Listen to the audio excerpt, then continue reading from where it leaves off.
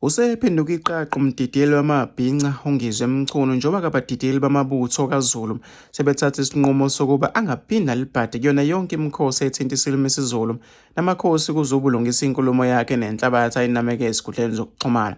UNgizwe Mchunu weye ezinkundla zokuxhumana ukhwele wadilika emakhosini ewasolwa ngokuthi ahlatshiswa ngezinkomo ezibizwa ngethanga, isipho-ke esisuke siphiwa inkosi.